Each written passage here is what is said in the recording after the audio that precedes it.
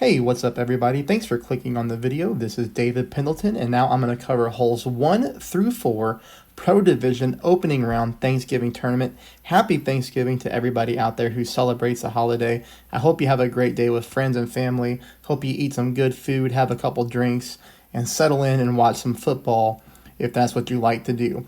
Here, as the description says, I do have replays to show you how to get off to a -8 start through the first 4 holes. I don't know how much more content I'm going to get out the rest of the week. Today's a holiday. After this, I'll be spending time with the family. I work retail, so I work Friday, Saturday, and Sunday. We're going to be absolutely slammed with customers at the store, so that's going to take up a lot of my time as well. I'll do my best to get more content out, but no promises. Let's go hole number 1. Hole number 1, I'm going to show you 2 different ways that you can approach the hole. The first one is with the slice. It's going to be a no moving target, so it is a simple adjustment. We're going to go 2 bars of side spin to the right with 3.5 bars of top spin. We are going full overpower, but I'm not going full curl, almost full curl, okay? Now make sure that you actually slice the ball.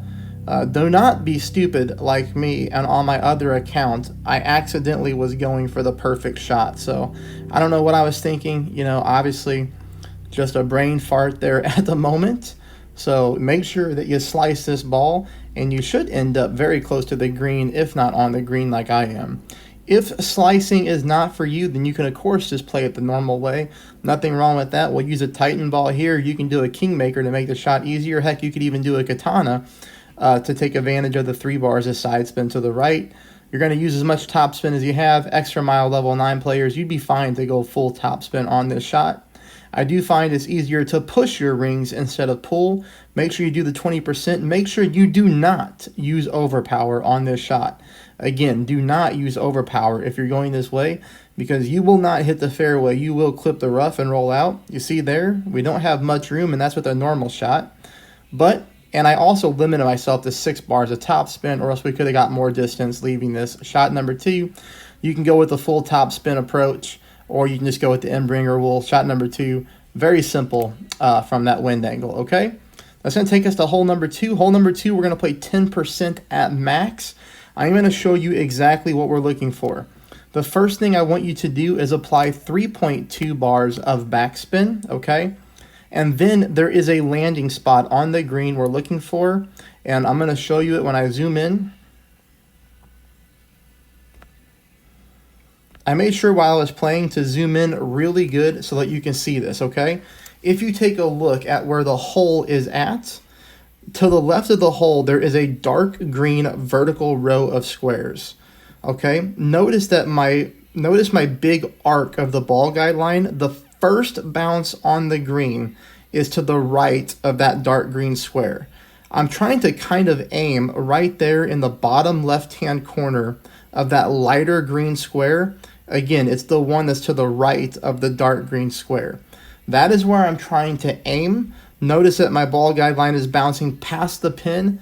That is good because we are getting headwind. That's exactly what we want to do. From here, we make our adjustment. We are playing this one 15% at max.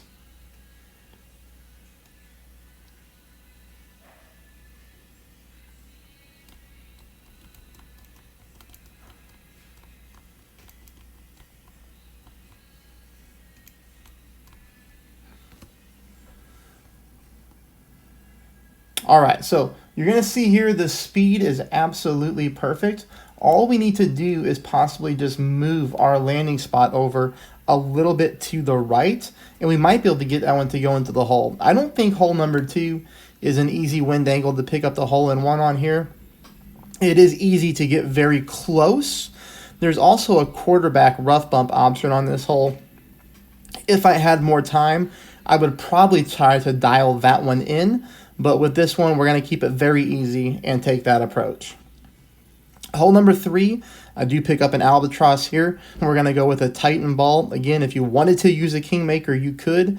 It would be nice to have that right side spin, but it's definitely not needed. We can make up for that with curl.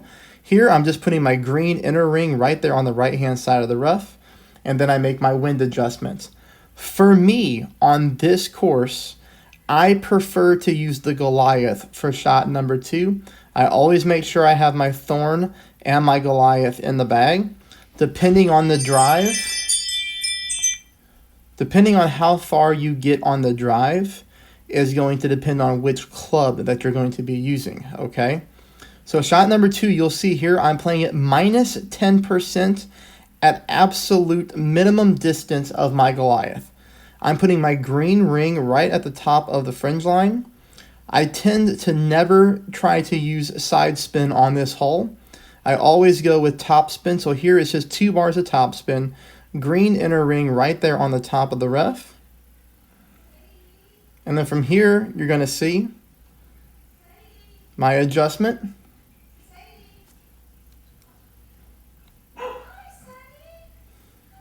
And you might hear the dog go in the background. You might hear my mom in the background. Family is starting to arrive. So this will be it for me for a little bit.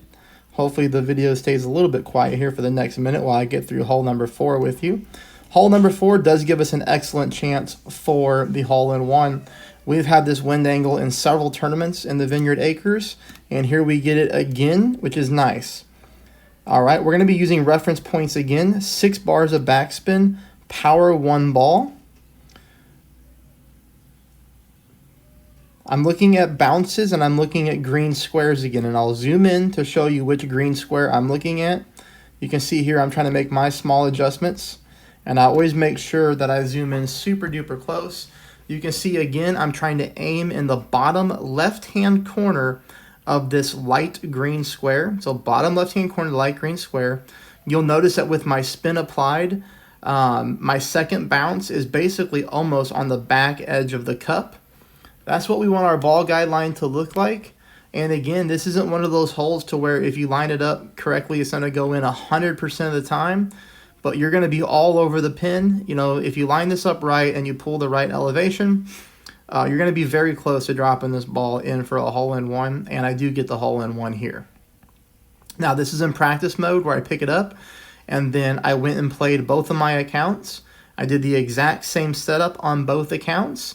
And I picked up a perfect shot on both accounts, one hole-in-one, and the other one just missed by a fraction to the left-hand side. So again, it's not 100% a given if you just hit perfect, but it is very, very close. I hope you all have a great day. I hope you give the video a thumbs up, and I did the best that I could to help my pro players at least get off to a great start. Thanks, everybody.